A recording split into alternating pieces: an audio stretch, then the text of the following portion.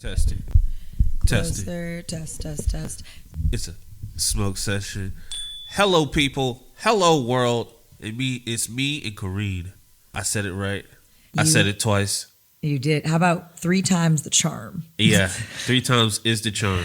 So, but I don't know if it's still 3 times if the first time you got it wrong. Well, we try to digress. Yes. For those of you who missed it, this is my second time on the Life and Times podcast. And Welcome. The first time I publicly aired this man out. It was nice. Honestly, I'm quite skullduggish, so I earned some of the stuff. Yeah, I will say, it was very self-serving because I did put you on blast for the name mispronounced, but it was because after that, by airing that podcast, I basically put... you educated a lot of people. I put like 45 people in my life on blast. And I got, it's so funny. A lot of feedback. I posted that episode and I had done these cut downs. I posted that clip from that episode of me talking about the pronunciation of my name finally clearing the air. And it wasn't like anything else I said on the podcast. I said so many valuable, or I thought they were valuable. Yeah. We were talking about a lot of stuff. Bro. Yeah, things. Serious it was shit. a serious day. Serious things, serious day. And dark times. Everything from Drake to the Warriors, those were the most serious. Those were the most serious, all the of things course. we talked about. None of that Roe versus Wade None stuff. of that was, that was not that serious. It's right? not that heavy. The country coming to an affecting, end. every day. But I literally got probably 40 messages. I swear to God. That's when I knew people are watching me like that.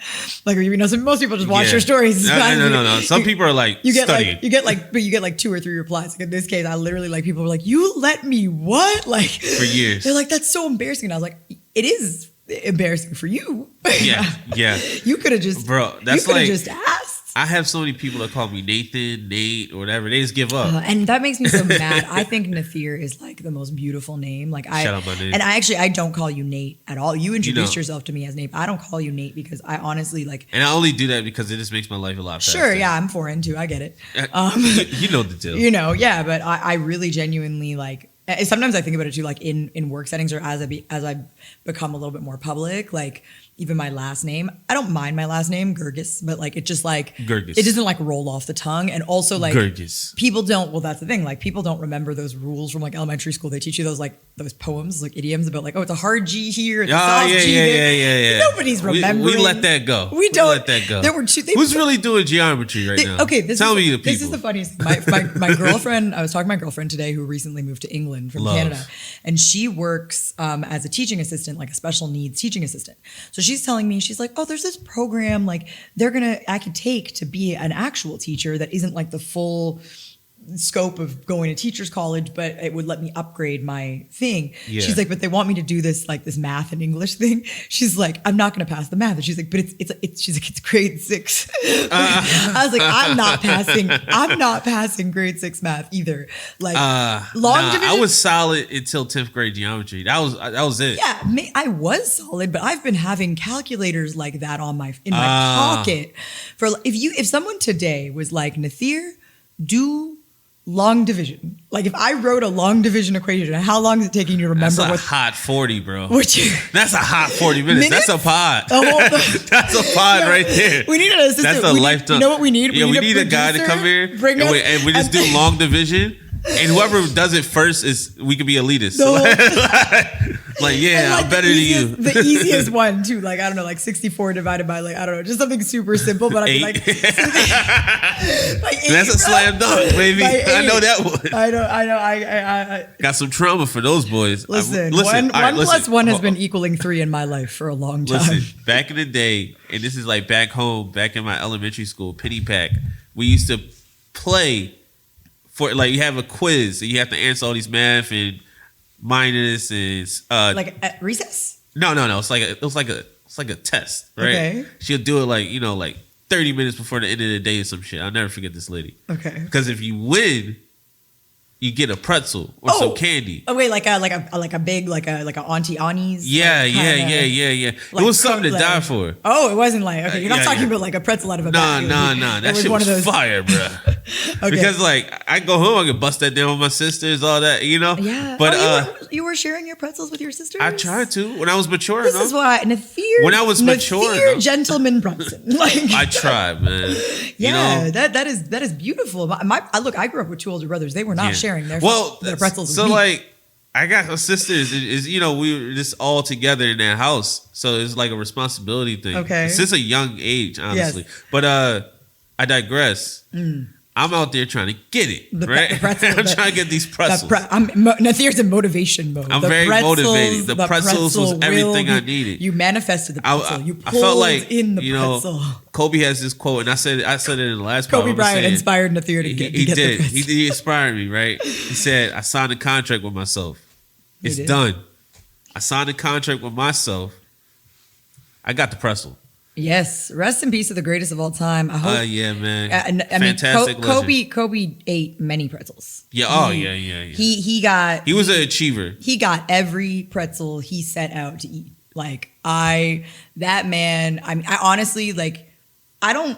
I think I was in LA when it happened. You were. I was still in Toronto. I don't. It's not. I mean, first of all, I do believe in grieving celebrity death. I think it's weird to not like. Well, I mean, Kobe is so intrinsic in just Black culture, right? Like, just from my side of things, it's like in Black culture, in basketball, in everything, in motivate, like in growing up and watching that sport and understanding, there are certain players who, like, no matter what, obviously, if you're a professional basketball player, like you're a professional anything at that level where you're good. We know not only are you exceptionally good, but you're exceptionally dedicated, and the hours and the money and the training and the this and that and the sacrifice. The diet. We get it. But with Kobe, there was an embodiment of that, and the way that you hear it, because especially now that he is passed, these clips and these stories and these things that come back, and it's like, my brothers and I have been Kobe fans forever, and I was watching these videos, but like now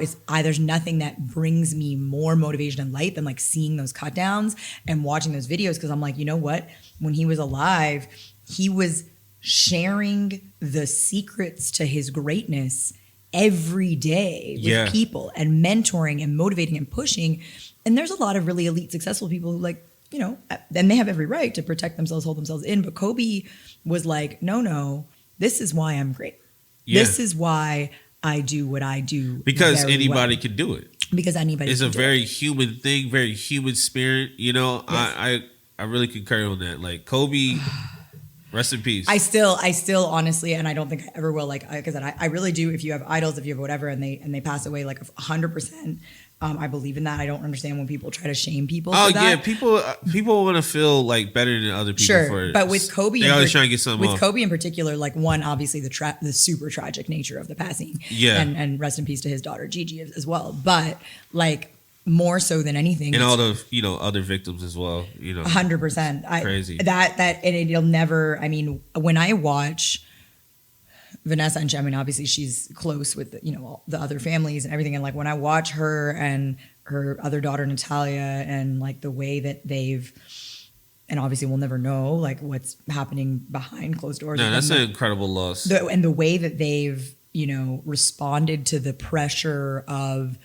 experiencing that in public is so exceptional and so inspiring. And you don't. I think that's the darkest side of the age of information, right? Right. Like it came out so fast. And then there was the whole lawsuit because there was the footage of the people that sold for like people, spineless people, and disgusting. And then the other thing that I very clearly remember, her and Natalia made an announcement on their pages that they were going to block or hide a lot of the tribute pages, and it wasn't out of offense. It was just getting too much. Like their algorithm was like constantly was their dad. Their husband. And they were like, no, crazy. Like it's too much. Like we need for our mental health and sanity, like we need to step back. And I was like, honestly, like I really hope people can respect and understand that. And I don't know. I mean, I thought like all their friends and the way the community came together, like Paul Gasol and Sierra and Lala Anthony and all those people like came out for them and all that stuff. Like I mean, you can see like the strength in the collective when like somebody extremely powerful passes away. And you just he affected people. Oh my God, yeah. Yeah. So I love him to forever and always, and I'm so grateful like the gifts that he gave us in terms of these tidbits. Because now, as I'm in my focus era, I'm like motivating, and I'm like really trying to lock in and like back up my desires with my actions, and really show whomever you're asking or like whatever you're thinking about or trying to accomplish, whether you're writing it in your journal or you're praying to God or whatever it is that you're trying to get, like showing whom you're asking, whether you're showing yourself, your God, your whatever, that you have the juice to back it up. Yeah, no, I'm a big proponent of go get it. You know, you have to go do it. It's all action. I've been doing this for a year straight. We're in year 2. Yes, Don't take a break. Well, it's funny because, you know, got to stay consistent. I have to be honest. If you had asked me to do the pod like day 1 kind of thing, like whatever, you know, I mean, I'd be like, another man with a pod. Like, hey, listen. I've gotten that. Sure. So, you know, I understand. And like, it is a war of attrition. And I accept it. Like, I accept the war of attrition. And that's okay. I mean, I'm also starting a pod, and, you know, I'm always nervous. Like, I'm trying to pop on your pod too. Right. Thank you. People are going to, you know, roll their eyes like, oh, and it's, I mean, look, it's a saturated thing, but it is. But my main point with that is I did have this amazing opportunity as we've gotten to know each other. Yeah. And I've watched that's so incredible. And honestly, to be honest with you, I haven't listened to a crazy amount of episodes. I support it. I'll stream it so that you get those numbers. I appreciate that. You know, I've stream late at night. You know, yeah. like it's your favorite album. Of all your things, I've probably listened to about 6 or 7 episodes. I like that. And of those, and they were great episodes, by the way. Fantastic. And especially as I was studying, like for our first. Thing, You're trying to get the cadence and all that. Understand how things go. But I didn't need to. I would have agreed to go on the pod on the sole premise that I watched you. Like there were times, what are you doing on my? I have to go record the pod, and you post like it doesn't matter what you're doing when you have a schedule that you post on that you stick to. And I mean, I was not that disciplined when I was 25. I mean, I was about to say I'm not that disciplined at 31. I am now. But it was like this past year where I was really like, I'm not down to be a passenger in my life. I've had a lot of blessings, career blessings, life blessings, but I'm not like, I've been a very like, you say yes to things and then you go with it. And because, I'm talented and skilled and I have passions, a lot of great things have shown up for me. And it's only dedication that's allowed me to keep those things. Yeah. And so I'm in a stage now where I'm like, like things are going very well and I'm stepping into things and I am like, I'm going to do whatever it takes to make sure that I explore the maximum nature of my potential. Here. Life is extremely active. Okay. If you don't use it, you will lose it. Absolutely. And even if you do lose it, bless his soul, Kobe Bryant. Yeah, of course. But the reverberations. And also like, it's just like that there's one thing, and I don't know if this is comforting to the family or to other fans, but there's one thing about people who pass away early or too young.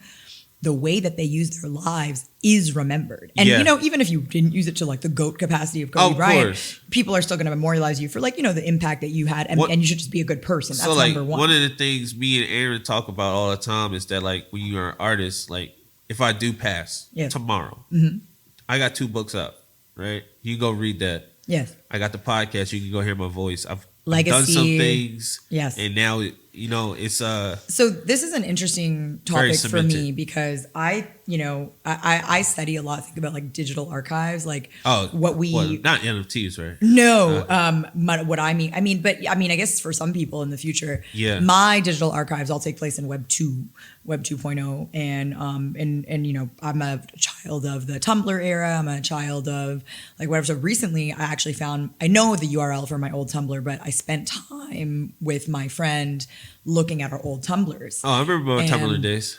Oh, I mean, as soon as I told other people, I was like posting screenshots on Instagram and I was like, I was lit. Like my Tumblr was amazing. Very proud of it. And I was going through it and I was like, aesthetically, this holds up. This was my mood. I was very authentic on that platform.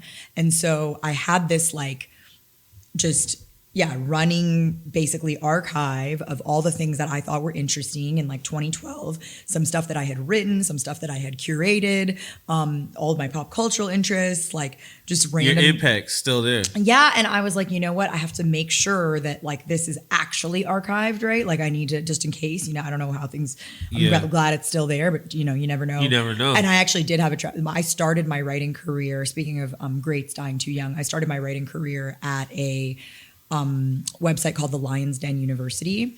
It was a college satire blog, and I was really not doing well in college, and I was really miserable, and I was like smoking a lot, and I was like just not in a good place. And I was not doing well in school either. And my friend Nate, who is dearly departed, thank you very much. A huge loss. Speaking of greatest of all time, like, and dedication, he changed so many people's lives. We can get into that, but he was running this website, the Lion's Den University, and it was like a college satire blog. And I had never written anything, and it was like 2009, 2010 when we became friends and I started writing for this blog, but I didn't intend to write for a blog. I'd actually never written anything outside of like a college paper or a high school paper.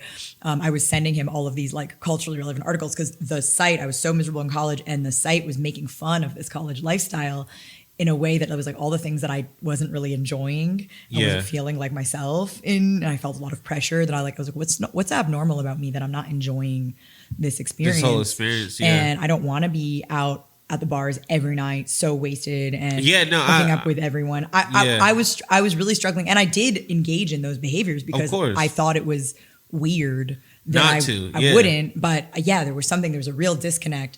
And also my particular college, I don't think was the right fit for me. But anyway, so I was writing, or he introduced me to this website when we met, and it was like making fun of all those things. And it was like this big release for me because I was like, oh, I feel like catharsis. And so I started sending him like ideas and whatever. And then he was eventually like, look, I'm not going to publish anything else. He would publish all of them and they would do really well. Shit. I'm not going to publish anything else that you send me unless you write it. And I was like, no, his name was Nate, by the way. And I was like, I am not doing that. I was like, I am not doing that. Hey, you got to take that plunge. Take that plunge. So, and he's like, what do you mean? And I was like, I've never written. He's like, yeah, but you got this. You're a writer. I was like, no. And also like, I'm not funny. And he's like, yes, you are. You're hilarious. And I was like, all right, well, can I write under an alias? He's like, yes. Okay. So I picked a name, Glenn Coco, shout out to Mean Girls. And I started writing for the site, and I wrote articles. They were so ludicrous. I wrote like an article like 20 people to hook up with before you graduate, and top 5 like worst pickup lines used in bars. Man. I started having this freedom, this luxury to. It's basically BuzzFeed. Before BuzzFeed, and it was College Humor was out, so it was like similar to that. But there were lots of other things because it was a men's magazine and a lifestyle magazine, so there were a lot of like we had galleries with like attractive women. We had like different things like that. But we did our first sponsorship deal ever was with Taco Bell, and they were having a thing called Free Taco Day or Free Taco Week. And they asked us to plug it on the site. So Nate and I went out. We took a bunch of hot girls to different Taco Bell locations in southwestern Ontario, our little town 2 hours south of Toronto. And oh wow, I said Toronto with 2 T's. Don't kill me, Toronto peeps. Love you. Toronto. In Toronto. We took like one, oh, it's real. We took one hot girl from Western to like from my university to like every different Taco Bell location. Oh, and just took a probably picture? Went to like 19 different Taco Bells and took mad pictures of girls eating their free taco for Free Taco Week and like did this whole thing. So first sponsored deal we ever had, first thing, we had like so much fun doing this and writing everything and doing whatever. And it like turned into this whole career because, this person who believed so much that I had this capability and, that he could benefit from the capability as well. We could build something together. And like, I published that first article, the 20 people that before you graduate, and it went super viral. And like, it got like syndicated, like it got republished on all these other blogs. Good shit. And so I was like, oh, I could maybe do this, right? And like started doing like internship and like all this other stuff, went to like other magazines. And hilariously and ironically, I ended up spending like several years working in parenting magazines and like this college satire blog. Like that's what launched it, and now you're into parenting? The slogan was chug a beer, have sex with everyone. So the running of Lion's Den, so the running joke when I started working in parenting was like, oh, like, so we had chug beers, had sex with everyone, now we got a bunch of babies. Yeah. I was like, I guess so. That's how that happens. I've seen it happen to a couple folks. You're from Philly, so I'm sure, West Philadelphia, born and raised, or what? Playgrounds where I spend most of my days. Hey. Shout out Rocky. I was walking around today and I was with a friend of mine, and then he like ran into his buddy. We were at this like vegan grocery store in East Hollywood. so this is what I love about LA. Yeah, go ahead. This is what I love about LA. I laughed at vegan. Oh, sorry. That's okay. Shout out to the vegs. You just ex-nayed yourself from a vegan sponsorship. I'm sorry, guys. Listen, diet cheese. I love vegans. Anyway, I just can't live the lifestyle. Right. So I went in. I'm walking with my friend, and this is what I love about LA. Like you'll be with a friend or you'll be whatever. Like they'll run into a homie. They'll like start talking. You don't really know who the person is. You're just kind of there, standing there. You introduce yourself, cool, whatever. But it's always like, so we like finish the conversation, or like I'm like, oh, I'm Korean. Nice to meet you. Oh, nice to meet you. And then we walk away. I'm walking with my friend, and I'm like, oh, who was that? He goes, oh, that's my buddy. Whatever. He goes, oh, he was Will Smith's assistant for 16 years. And I'm like, subtle flex. Like, yeah, I'm like, but this is like, I just feel like in LA, like you'll just be talking to people. Oh, no. So like earlier today, before I came over here, I'm at the job. This motherfucker, not the motherfucker, but this guy. Like shout out to the motherfucker. He's a great guy. Guy, not a motherfucker. Maybe, I don't know what's prepulations I love it. are. It's so funny with a colloquialism like that, because that's the shit we say. Never know. But yeah. Was he literally a motherfucker? Or no, was he is. He was this guy, this great guy, this great man, studious man. He's like, yo, bro, my roommate just sold his company for a couple mil. I was like, oh shit, bro, that's lit. But like, that's not like a common conversation back home. No, it's not. No, and it's very different. You know what's so interesting? Not the same. What's so interesting though about that is, and I think we've talked about this like offline, off the podcast, but of course, one of my really good friends, I've been hanging out with, he's an incredibly talented creative photographer. His name's Anthony Bryce Graham. Shout out to him. Just yes, sir. Incredibly talented creative photographer, script writer, actor. Like he's one of those creatives that you meet where it's just like, oh, I didn't universal, like infinitely bound, but it's a choice. Like he's infinitely bound because it's just this constant like curiosity and exploration of all of this, creative stuff and this whatever. And he, is really like stepping into his greatness, and it's really great energy to be around because, I too would desire to step into my greatness. I think everybody wants to. We all do, right? And so, we're talking or whatever, and he started this trick that I've now picked up, and we do it together. He likes to be in proximity to environments and people like that, are successful. Hang out and feel like tangibly. It's all osmosis Jones. That's why I tell people. That it's part. who you're around. That it's part. who you're around. So sometimes I go downtown, like, wealthy area, and just walk around. Yeah. And that's farmers market, eat some food, walk around. So downtown's for the birds. So get your ass to West Hollywood and Beverly Hills. Okay. However, I never knew I had the access. No, yeah, you. That's what I got your access. No, it's not my access. I know. No, I'm we joking. literally I'm no, joking. but let me tell you. We literally hang out, or we were hanging out in the courtyard of the Equinox in West Hollywood. He's not a member. I'm not a member, but I do know my one friend trains there. And so I went over there. I know some people over there. Right. So my one friend trains there. So I went over there, kicked it with my buddy who trains there. And then like the courtyard's really nice. It's right between there's like a bunch of stores, whatever. There's some juice places, whatever. So we grab a juice. We're sitting down. It's a beautiful day. Sun is shining. And then he runs into somebody who was at an event that he had photographed. This event was like very high-end event a couple months back. So he runs into this guy, and he's a pretty big power player and whatever. But he's also just like a kind soul, a good person. So they're talking, great energy, whatever. And I don't know, this is the best part about doing that. You're not intentionally placing yourself in places where you would know exactly who the person is that you're talking to. Yeah. But you strike up those conversations, and all of a sudden you're like, wow, I'm talking to someone really great, really motivating, really accomplished, who's also really kind and human, because we're having a human-to-human interaction where it's not like, oh, go over there and meet this guy who does this. Yeah. It's more just like a vibe where you're in proximity, so you have the opportunity to be surrounded by greatness. And like when you're in West Hollywood and Beverly Hills, like I straight up, we just go, just sit in, there's like really beautiful like park spaces, and there's just like places that The other day, I went into the Waldorf Astoria. I'm just meeting a friend for a drink in the lobby. I wasn't meeting a friend. I was meeting my damn self. And I went Get yourself in that room. I went to Waldorf, and it wasn't to meet anyone, but I wanted to see, like, I can't afford steak at Jean-Georges, right? No. Which is like the restaurant in Waldorf. No. And also, I don't have a key, so I can't get up to the pool deck. I can't But do that. the lobby is couches, and it's a like party whatever. at the hotel so lobby. I just, waited around and, did kind of a thing. And then I went into, I can't afford a steak at Jean-Georges, but I went to the bar at Jean-Georges. Ah, nice. And I just sat down, and I'm like, because if I go to the bar at, I don't know what neighborhood or whatever bar that I could afford drinks and I can be like, whatever, that means the other people around me at that bar, also people that can afford the drinks that are on my level. If I go to Jean-Georges. They start telling you where they're from and stuff. I'm like, oh man, that's nice. You're like, okay, yeah. So I basically started Bryce inspired me to do this.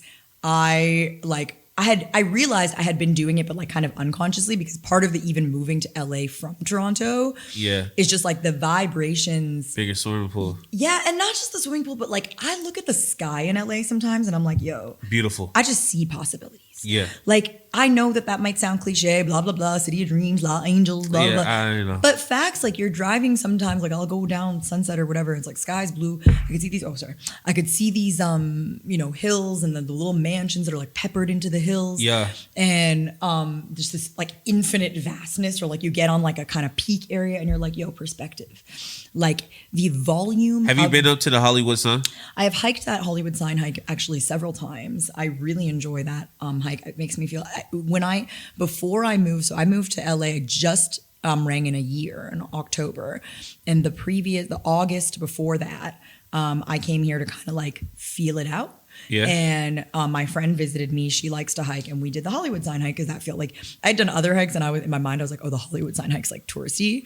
But I actually got up there, and I actually had this moment standing behind it, and you could see Lake Hollywood and like a bunch of other stuff. It's really infinite, and I'm just standing behind there, and I like took this deep breath, and I was like, yo, this place is crazy. Yeah. Like 100%. All my dreams will come true here. I came to LA from State College, small town in PA. Ocean. It was crazy.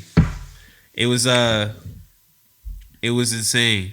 And I came, it was COVID, so I had to spend most of my time indoors. What stage were we? COVID episode 1, COVID episode second. 3. So everybody's coming out soon. Second episode. Yeah, second episode. That was the season. Honestly, we need to be. No. Like these last couple years is pure history pages. It's like, so funny. Kids though. are gonna be learning about this shit. It's so funny, but like I'm so conscious of how they're gonna be learning, because like it was such a polarized, like divided. Oh time, yeah. right? So it's like heavy tribalism, depending on region, who's writing, and there's so many perspectives. So like things we used to say like, oh, that'll like make it in the textbooks. Textbooks don't mean nothing no more, because like they mean it because yes, there's like the younger education, but at the end of the day, these kids are growing up with 20 out of 10 levels access to the internet. Obviously, parents get to control certain things, but at the end of the day, there's not really. No, like fact check your teacher. And that's why like some of these 9-year-olds, like they're starting so early and they like know and can read whatever. And if they end up on certain corners of the internet, like it's very different. And there's, that's how you get, like, I talked to like this kid, my sister's like 18, 19. Okay. She always comes at me. Does that scare you? Like, huh? Does that scare you? What? 18, 19? Sister? No. Okay. Yeah, you let her live her life. It's 19, bro. Yeah. I mean, my eldest brother and me are the exact same age difference. Yeah. So like, if something happens to any of my sisters, then of course it's on go. But besides that, I have to let them be adults. Love it. Love that. Sucks. Like, you know what? No, my brothers both did that. Like, you can really, I can't force you to do what I want. You know? And honestly, my brothers both gave me a lot of leeway as well. Like people, it's a weird thing. Like, I don't know what it is. Like, I didn't give my sister a lot of leeway. So, like when I was younger and I didn't like, this is mature me. Right. Like up to 18, I was like, you can't do this. So don't do that. That's so funny. But my brothers, like they really did, like they dispelled wisdom, but honestly, they were very selective about it. And people have this really weird thing with women where like when you tell them that you have brothers, they go, oh, were they so protective? And you're like, I mean, like, I'm sure that they felt certain things. Yeah. But no, they weren't like walking around being like, if you mess with my sister, I wasn't doing none of that shit. But they were protective with me. Yeah. Like they were kind about telling me like certain things. Like they were kind about, they were never patronizing, and they were really like, and still to this day, like they know more than me about certain things. Like they're way more settled than me in certain things. Like they'll tell me, they're like, you're smarter than us, but they are very accomplished, and they're also very reasonable, and they like have been really good with like finances and stuff. I have always struggled with that kind of stuff, even as I am successful in my career. Like, congratulations. Thank you. But like financially, like you're doing okay. Don't tell people you're not. No, I mean, at the end of the day, I'm definitely doing better than a lot, but I have a lot to learn about that stuff, like anything when you're elevating, when you're trying to be better. So I've always been very grateful to have my brothers, because they like they're really good about the boundary of like, they speak when spoken to. Like, if they don't come to me, like, even if they kind of low key know if I'm struggling with something, they're not like, yo, like, we have to talk to you about something. Yeah. They're like, I know it's safe to be like, hey, like call my brother and be like, you know what? I actually would really would like some help with understanding like certain things about the how to save this, or how to, and my brother will literally, like, doesn't matter what he's doing, he works like 100 hours a week, he'll like call me back, and he'll always answer.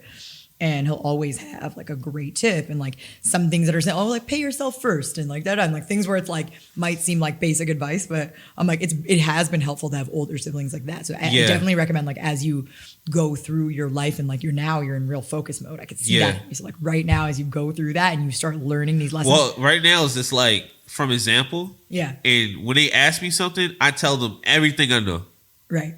As much as possible. I love that. And it's like, the best way to do that too is also let them know, hey, this is everything that I know, but there's more to know. That's why I said I. Yes. Yeah. But there's more to know. So it's like that's even my brother, one of my brothers is like a top financier. So I'm like, I'll ask him questions about money, and he'll be like, well, this is what I know about like what I've done with it, but like, check out this thing, and this thing, because there's so many ways to whatever. And so when you encourage that study, right, it's like, remember, I'm like, I get reminded that my brothers learned what they know because they dedicated themselves. So like, I can get like little hacks from them, like make it easier for myself. They know they can make it easier for me by like dispelling like some wisdom. Yeah, a lot of the mystique of the issue. That's right. But then they're like, but also send yourself on your merry way, and make sure that you gotta go through the human experience. Right? 100%. You gotta bump your head. You gotta touch the stove when it's hot. Right. But, so you were saying your sister, she's 18, 19. Oh yeah, she's 18, 19. And she has these like polarizing opinions sometimes. Right. But she doesn't pay many bills.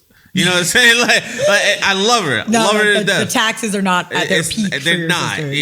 Like sometimes we be talking, she be like, I do this, I do that. I'm like, bro, you know how much my rent is, bro. I'm dead. It's like a stack of some change. Then I gotta eat. Then I gotta be mobile. Then I gotta run a fucking business. So that part. Life and times. He's investing. He's investing. Hey man, we're ladies, monetizing. Nafir is running a business. We're trying, man. We're trying. Respectfully, we must try. We must try. Kobe told us. Honestly, this has been the most business-minded smoke session I ever had. And you know what? I got clear-headed. I got like really locked in. You know what? And I like that too, though, because recently I reached out to you. I went back to Toronto for like 6 weeks, right? Yeah. And so I was out in Toronto for 6 weeks. We hadn't seen each other in quite a while. Yeah. And there was a point where we were hanging out a lot. Yeah. And especially when I recorded the first podcast. Yeah, I was your neighbor. Right. And so, we were going on like kind of last minute walks and whatever. So I was seeing you a lot more. And then I didn't see you for a while. And then I went away for 6 weeks. But obviously in this world, when you're not seeing your friends in person all the time, you're seeing them online all the time. Yeah. Right? So I really noticed that you were stepping up, like posting a lot about like focus mode stuff and those clips of Kobe and the clips of like really, goats, like really Nipsey, dispelling. Russell, these guys. Russell. I love everything about that guy. Russell. I love everything about that guy. And you know what? And I'm going to copy some of his business models. Yeah, and that's what Russell. But that's what Russell wants. Yeah, that's the whole point. Russell is really telling us, like, guys, this is the formula. Like, you can do this. And you can do this. Speaking to he's amazing. He's so inspirational. But definitely a different cultural shift for this generation as far as entrepreneurship and going and go get it. And and like make fun of like the number of podcasts or just another guy with podcasts all you want, like we were talking about. But just another guy with a podcast can be Bodega Boys, LaRussell, all those things. It can be, you can reach those heights, for the one I'm starting, bro. Like I be telling people like, and it's funny, we're like bred to sort of diminish our own potential. Of course. Right. So when I started thinking through and building the model for my podcast, which is getting a lot of early support, because of how I'm speaking about it with so much conviction. But I straight up am just like, Alex Cooper of Call Her Daddy makes $450,000 an episode. That's a bag. It's a small bag. Yes, she is the second highest paid podcaster on Spotify. She's the highest paid woman. She's worth $98 million. And that was a huge deal with Spotify. She started out on Barstool Sports. She used to have now let's talk about how long they did that podcast before they got that money. And that's the biggest thing. Signal. And there's so much of an evolution. And there were so many iterations. She had a partner before, Sophia. She was on Barstool Sports. She had a big falling out with them. They're not particularly known for their female forward I may do business with those guys. Okay, apologies. But but it's okay. I mean, Barstool Sports they're the biggest. Like, it's not, whatever. But at the end of the day, like, her evolution, like, she really came out on top, winning that when she did the deal with Spotify. But yes, years and years and years and years, and longer than anything that we have visible. Because there's what we have visible in terms of her first few episodes that were with a network, or her first few episodes that were whatever.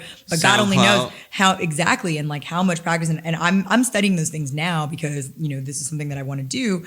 I'm telling you, not to cut you off or anything. Please. I didn't start getting like big traction till second year of the podcast. Yeah, and now I'm getting numbers. Now it's consistent. Now everything is building. And because you're like I said, you're showing up. You never negotiate with the time that you go and you post and the time that you record.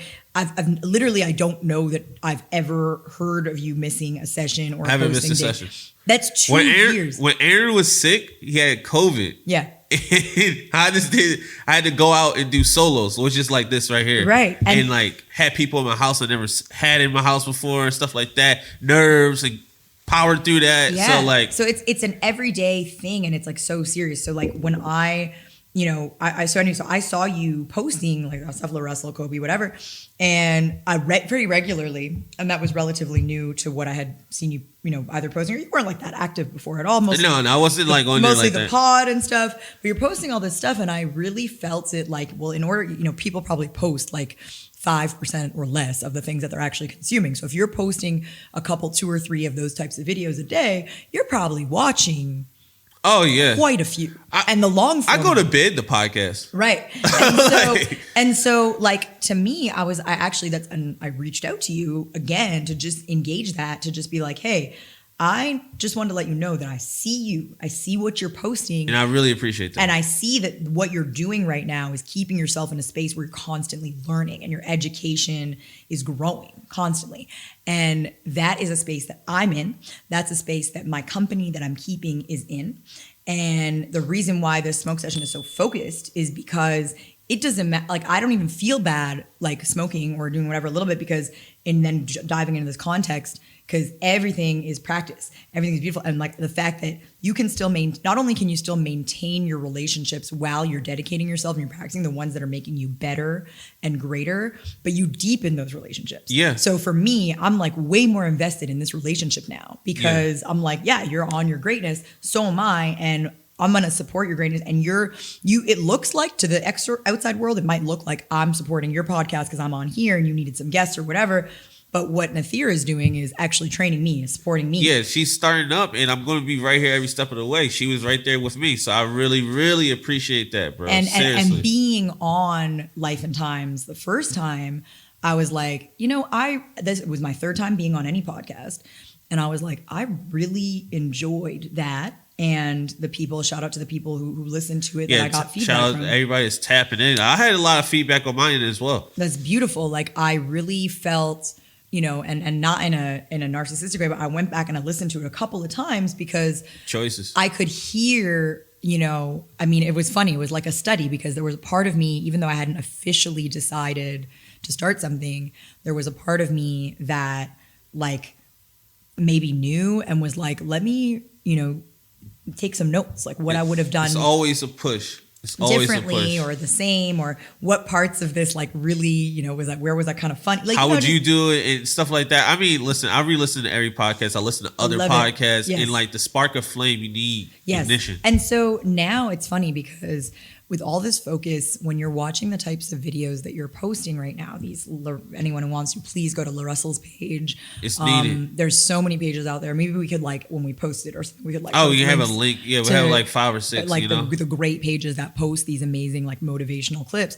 What you start to realize is most of the extremely successful people in the world actually say a lot of the same stuff. And they're actually like dropping gems like left, right, and center.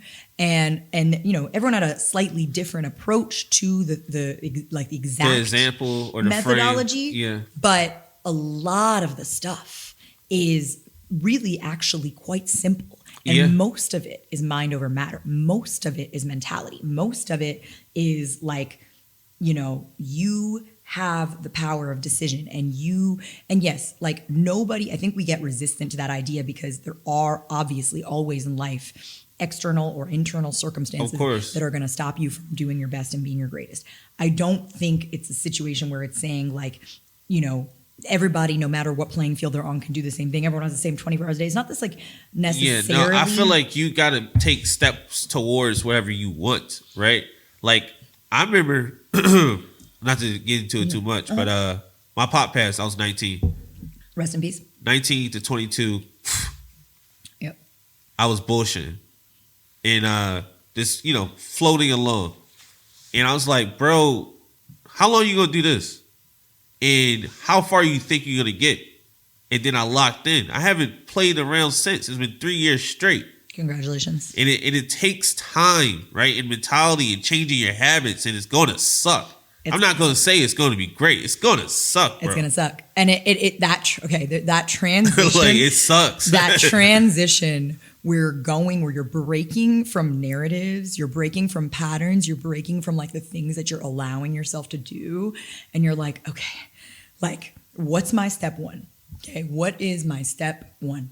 And like, for me, I mean, there's been so many steps that I wasn't even as conscious of back then. So my step one was actually to go back and get consciousness on all of the things that I've overcome and all of the things that I've accomplished where I stepped into my power, consciously or not, to be better and like slay that dragon. Yeah. And there were and again, not to also get into it too much, but I started listing things and bringing a consciousness to like, yo, girl, you lost 100 pounds. 100 pounds. And not only did you lose 100 pounds, but you were pretty inactive. I had 2 surgeries on my spine. That's why I gained so much weight in the first place.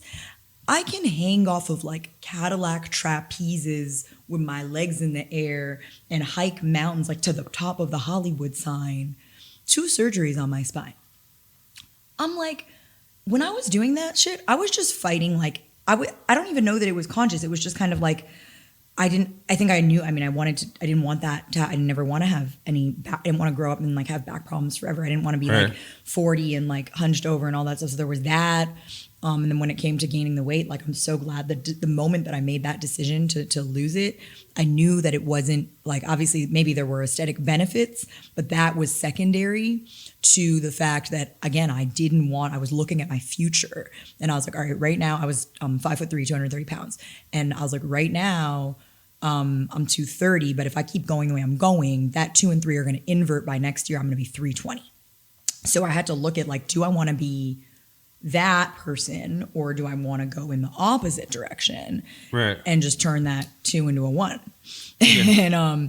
And I'm so every day that I made that decision, I'm like, you know, and it doesn't matter what way. I don't want and ever hear anyone say things, judge about the way, the easy way, the hard way, there is nothing about any decision that requires have to start. You have to start changing something about your life and your mentality that's easy. So even bringing a consciousness. So step one for me was like, all right, let's like build up some inner strength and some confidence by looking at all of the things you've overcome on your own without too much of like, who knows where to start when you're trying to overcome things. So I started listing out those things and being like, damn, girl, you got the juice. Like you're really powerful. If you really think about where you started and where you're at right now in comparison. Oh, the last 10 years, like I can't even To be honest with you, like, I mean, we could do 10 more podcasts, like talking Yeah. about both of our lives, I'm sure. Having me on these podcasts, being able to talk about these things, like we genuinely have so many good conversations outside of this. I'm super proud. Never had a bad conversation with No, you. never. And I'm super proud of you. I'm super proud of Focus Mode. I'm super proud to be on the podcast. I'm super proud to be learning from you, seeing what dedication looks like. I cannot wait for it to materialize. I can't wait to everything. do So, the same with you, Yeah. to watch your journey, your week to week. It's Amen. going to be crazy. amen. Anybody's ever tapped in, tap in again. I'm with Corrine. Careening, All right. Thank you for having me. of course. Smoke session.